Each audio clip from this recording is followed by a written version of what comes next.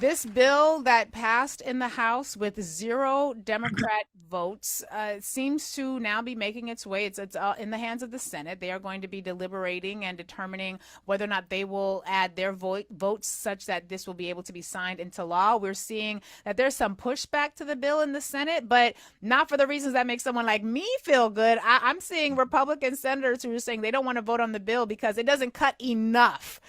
Talk with us about what's happening from the Democratic side of the House when it came to discussing this bill, when it came to really thinking about how these policies are going to impact Americans all across the country, whether they voted for the Democrats or not. Yeah, well, we've known ever since they came out with this quote unquote. I like what you said. What did you say? A big ugly ass bill? The big fugly or the big bitch Ugly ass bill. bitch Either ass work. bill. Okay, either Either one. work. But that's the right way to talk about it because people have to realize that this is a big bill, and essentially, long story short, it's doing two things. Number one, it's making massive cuts to programs that working people both use and also have earned. And the reason they're making the massive cuts to these programs is because they want to free up room in the budget to give a massive tax cut to the richest Americans. We're talking about billionaires. We're talking about people who don't need any more money. But this bill is going to help them the most. And actually, the numbers just came out from the CBO. And if people don't know what the CBO is, it's the Congressional Budget Office. It's a nonpartisan office in the government that tells us what the financial impact of a bill will be. Nonpartisan. And the reason we need this is so we can have the facts. So when we're writing bills, we can have the facts. And the CBO came out and said this bill will knock out millions of Americans, over 10 million Americans from their health care. Not only that, but it is going to drastically impact the lowest 10% of earners in this country in a negative way. And then it's going to bring up the wealth of who? The top 10% of earners in this country. So it's the same thing we all know that people like Donald Trump want to do, make the poor poor and make the rich richer. Now, what are they cutting? They're making massive cuts to Medicaid, which is how a lot of low income folks and how a lot of working people, how a lot of seniors and people on disability, people who have disabilities are able to have health care. They're making huge cuts in nutritional assistance. We're talking about WIC. We're talking about SNAP. $7 a day for a single mother trying to feed her family. And they're making all these cuts to give billionaires a tax cut and make the rich richer. This is going to make wealth inequality in this country, which is that gap between the richest people and the poorest people, even an even bigger gap. And it's really going to harm people. This bill is giving from the poor and the working poor to the rich. It's giving from, uh, it's taking away from future generations, and everyone should be really pissed off about it. And you know what I find to be shocking to people is when you said $7 a day, like a mom living on SNAP off of $7 a day. And I'm not a fast food eater anymore, but I don't even know that you can get a Happy Meal or like No, you a can't. value meal for $7. Like certainly McDonald's that you is certainly can't get it for $12 two now. people. Yeah, I remember. McDonald's deals $10 to $12 now. There ain't no dollar menu anymore. Wow. You know? Wow. So we're in a time right now where it feels like the amount of money that the wealthy are going to get from this bill, meaning that the harm that's being caused is one end of the Mm. calculation, but then I'm also looking at the other end of the calculation to the overall benefit that wealthy people are going to get. And they are going to get a benefit, but they're so wealthy, Representative Frost, unless I'm misunderstanding the numbers, which is entirely likely. But unless I'm misunderstanding the numbers, they're so wealthy that they're getting like chump change in comparison to what they already have, which, if that's true, it feels like we are in a situation where this government is essentially voting to destroy the lives of millions of poor people so that a handful of very wealthy people can get like an extra vacation Yeah, session. or I don't an understand. extra jet, an extra yacht. There's Mm, this whole thing that a lot of Republican politicians have pushed for generations since the Reagan era, which is this trickle-down economics, where, my well, God. if the richest people are doing well, the money's gonna trickle down and we're all gonna do well. And that's not how it works. Rich people of that level do not trickle down their wealth. They hoard their wealth. They buy yachts, they buy planes, they put it into portfolios. They keep that wealth within their family and it doesn't come to our communities. And that's the problem. And I think a really good example of this. Well, let me not get. You want me to get into it? I'll get into it Let's a get, little bit. listen. We brought you here to get into it. Let's get I into think it. it's Yeah. important because there's a bigger story here. Number one, Trump is out here saying these cuts are going to be transformational for us. Well, he already did these cuts. A lot of these cuts they passed 5 years ago in the first Trump administration.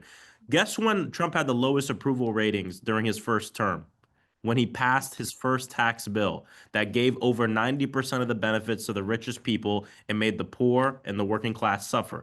He's essentially doing this again and doing it in an even worse way by making massive cuts to Medicaid and food services. So let's go back, right?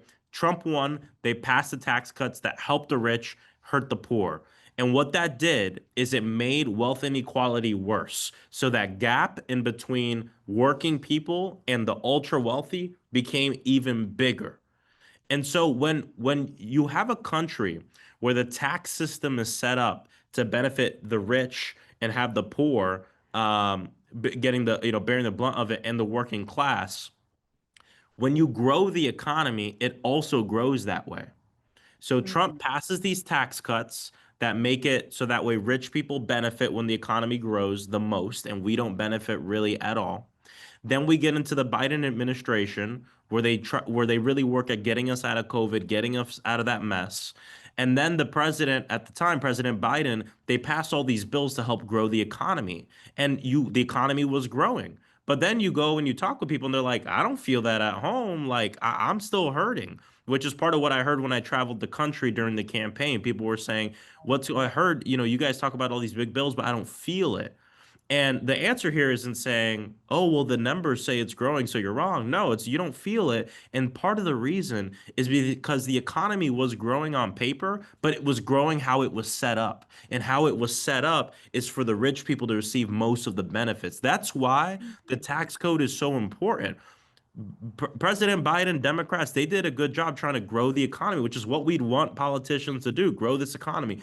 But the thing you also have to look at is not just how quickly it grows, but how it grows. And the tax bill determines how it grows. So when Trump pushes something like this, it makes that wealth inequality worse. And then the next president that wants to grow the economy, it's going to grow that way where the rich people are getting most of the benefit. That's why this is so important. It impacts everything from here on out.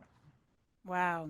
I'm also seeing that there are a number of concerns with regards to the shifting in the amount of time someone will be able to claim these benefits. I'm seeing Yeah. that they're putting like a 2 year, maybe a 3 year limit on your ability to receive access to Medicaid. They're trying to put a maximum amount of years that a child would be able to participate in food Yep. stamp benefits. Talk to us because we've been talking a lot on this show, and we're guilty of this. We've been focusing so much on Medicaid and the financial programs for healthcare Yep. that we haven't really given as much attention to the other elements of this bill that are Yeah. also going to be devastating to populations. Can you help us tease out what some of those other concerns are? Our nutritional assistants in this country, we there's a lot of things we need to do better.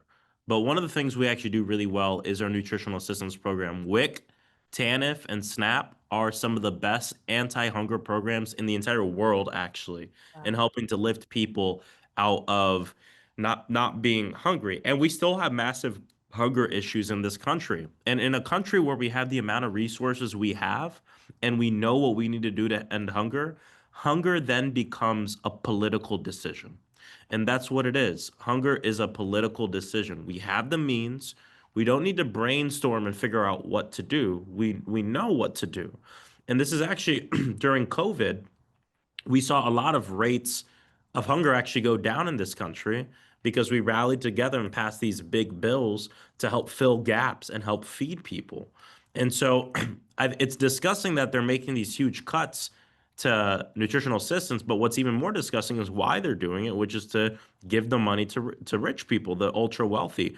And so people have to understand that these programs are important because this system inherently does not work for working people. We see the cost of groceries going up. We see that these corporations that are using things like the pandemic to collude and essentially price fix and bring up the cost of groceries at the same time to price gouge. I'm in the state of Florida where when a hurricane happens, and it's illegal, but they find ways around it. We see massive price gouging happen at the grocery store all the time. And so, what this does is it allows us to say, no matter what the conditions are, we want you to have resources to feed your family. Because when your child has a full stomach, they can go to school and do a better job. When you're able to feed your family, we know you're going to be able to have an easier time finding work or getting or doing a better job in your work and contributing to society. And it's looking at the bigger picture here. What Republicans in Congress are doing is they're obsessed with putting in all these different mechanisms in these systems to make sure that people don't take advantage of it. And it's true in many systems and anything you do, there's always going to be people who take advantage of it. But what we have to do as a government is you take a step back and you see the percentage of people who might be taking advantage of something versus the amount of people who really need it. And what we know to be true is that number of people taking advantage of these things are so low. And what they're doing is they're putting in these requirements that'll kick people off who actually really need it. And Right. I wish we lived in a world where I could say 2 years on nutritional assistance and then you'll be able to do it all on your own and you'll be good. But here's the thing, and this is why a lot of us are saying the math ain't math in here, right? Is they want to put these Yeah. time limits on these things, but then ask them, what have you done to bring down the cost of groceries? What have you done to bring down the cost of rent, which is too damn high? What have you done to help with the homeowners insurance crisis, which is pushing people out of home ownership, literally the opposite direction of where we want people to go in building wealth? Nothing. So you're taking away things that help people weather this storm that in many cases you got us into, but you want to do Right. nothing to fix the storm, to fix the problem. And that's the issue here. If they wanted to pass a bill that would fundamentally change grocery prices and get prices down and help with housing and all this, and they said, here's the compromise. We're going to do all this. We're going to go for corporate greed, but I want you to add this one thing to nutritional assistance. Maybe it's a conversation. But it's not even a conversation at this point because they just want to take it away from people and not give people these resources that are important. And this is part of what we do as a society. The last thing I'll say here, too, is these are the same people who have no problem with sending bombs around the world, sending weapons around the world for Oh, endless war, and they never want to have the conversation about how they're going to pay for it or how these military contractors misuse and abuse our money to the tunes of billions of dollars. But they want to put a microscope on the single mother who's getting $7 a day. I mean, mm, to me, that shows not just where your values are, but where your priorities are.